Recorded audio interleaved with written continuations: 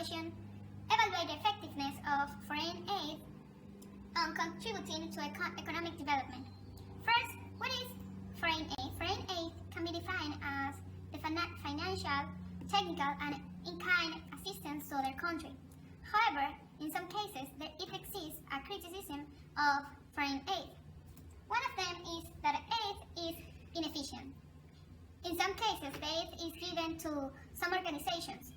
However, once the organizations get the aid, they become famous, and as a result of it, the demand of those organizations increase, without care that their prices are higher than others that supply the same product or services. Another point that is important to mention is the corruption.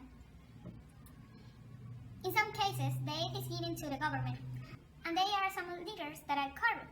So, in order to give the aid to the population, those financial aid, because most of the aid that are given to the government, or even some of them is financial, is given to some organizations like military organizations, or in some cases it is get by the leaders. So it doesn't represent advantage to the population. Next, we have that aid rarely gets to those who need it. In some cases, it means that in some cases the aid is given to the population who is in the urban section, and in most of the cases, the ones who need it are the ones who are in the rural section.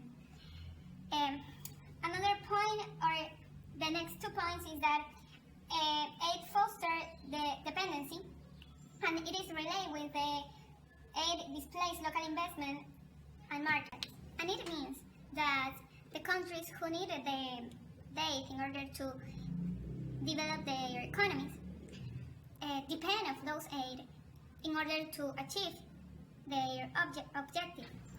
In other words, it means that countries think that the aid will continuously be given by the other countries, so they stop or reduce their help to the local market, and also they don't develop other way to continue developing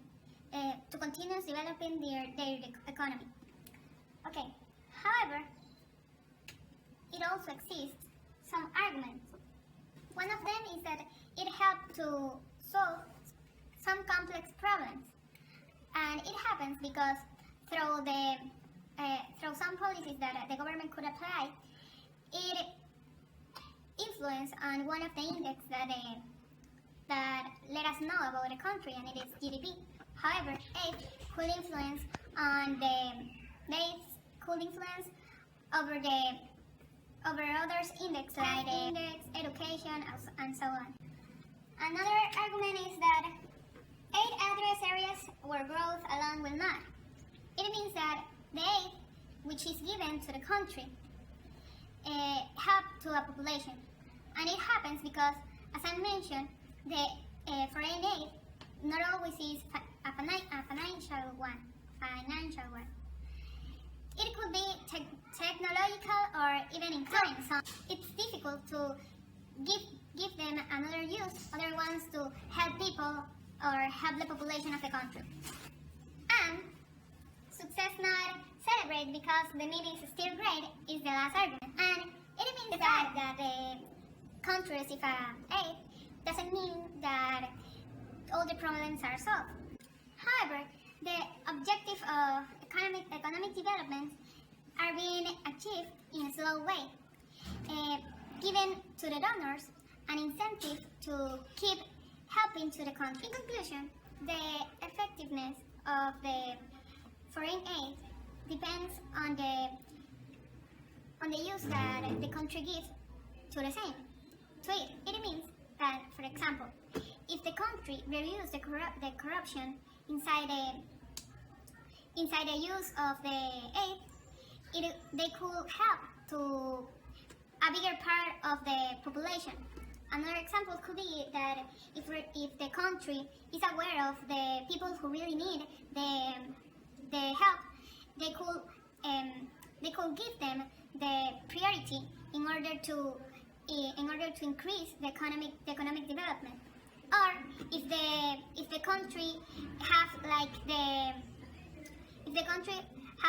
objective to develop a way to keep increasing the economic development, maybe using some taxes strategy, or even applied a way to manage the market in order to have some resources to increase the economic development. The roles of aid and trade in economic development. But first, what's an aid? An aid involves economic assistance from a developed country to a less developed country, that they are most commonly known as LDCs. Yeah, there are many types of aid. Yeah, the first one is a debt relief. It's the forgiving debt that can save LDCs investments and can let them grow, can have an internal growth. There's also the direct aid. It's giving food, money, and healthcare to countries that need it. Yeah, there's also the indirect aid. This means that some countries can help financing infrastructure and communication networks in order for letting them grow. But in this case, countries are also responsible for growing themselves without depending on others. Also, there's the bilateral aid. It's when one country decides to help a country through an organization. The multilateral aid is when a country gives funds to another one, but through an organization that would give this money or help to other ones. For example, the Red Cross. Also, there are many arguments for aid. There are arguments for protecting aid and against aid. In this case, for example, in against aid, it says that it is inefficient. It is inefficient because sometimes government try to invest just in large-scale projects in which they can cost a lot of money and just want to embellish the reputation of the donor. But it would be even better to invest in short projects and medium projects, because they can be able to help people in order to grow, and with healthcare, education, and some infrastructure that will be needed for them. Also, it is involved in corruption, because when government receives this type of, with this money, the money, so sometimes in corruption, money is diverted to corrupt leaders. Where it's said, for example, when they say that money is stolen, or they are sent to bank accounts of some politicians and also militaries. It fosters dependency. This is the worst consequence of aid. It's because governments just are waiting until other countries or organizations send them money in order to give them more attention, or in order to offer them some healthcare, education, and roads. It rarely gets to those who need it. For example, sometimes government just focus on providing services in the urban sector, but not in the rural sector. The arguments at favor of aid is, for example, the delivery of aid, because this can help the developing of new areas of social policy, and this can be able to make creating more non-governmental organizations or NGOs, and this can be can improve the quality of aid work. Also addresses areas where growth alone will not. In this case, many pro-growth policies can create some negative externality policies. So, income inequality is an area which aid can redress and support vulnerable population. Also, success is not celebrated because their needs still great. For example, with malaria treatment, in some countries they have eradicated this, and they have lengthened life and enhance quality of life. But when they reach, and in order to eradicate this, they do not worry more about the situation. But when there are also some problems which can affect, they cannot be prepared, so they cannot affront the situation in a correct way. Yeah. Also, what's a trade? A trade is a commercial transaction involving the sale and purchase of goods, services, and information. Also involves multiple parties participating in the voluntary negotiation and exchange of one goods and services for desired goods and services someone else can possess. Arguments for trade.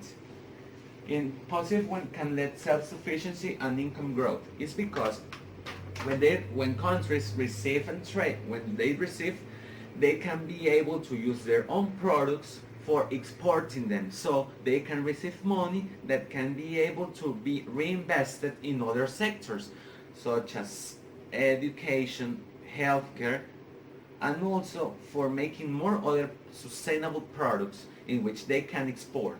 The negative one is that as some countries cannot be able to produce their food, they must import it. For example, this is the case of China. Something similar, because they don't have enough land to produce, so they are just in charge buying more food. Yeah. For example, also, what would be the situation in countries that are beyond 8? For example, this graphic shows that was made by the Center of Global Development, CGD, that shows so many countries from the most developed ones to some less developed countries. For example, in Sweden, this graphic considers 7 items, which is 8, trade, investment, migration, environment, security, and technology. For example, the one that is at the height of this chart is Sweden. It shows that that they provide more aid to some countries, and they have less trade. So, yeah. This graphic also shows that aid isn't insufficient. So the policies of each country in many different areas will influence development, because in this case it shows that in many countries the quantity of aid is even less than the quantity of trade they do, or in vice versa. That it happens in almost all the countries that were considered in this study. Also, the quantity of technology will vary because some countries aren't producers of this technology, such as the ones that are producers that are higher in this case of technology, Japan and South Korea.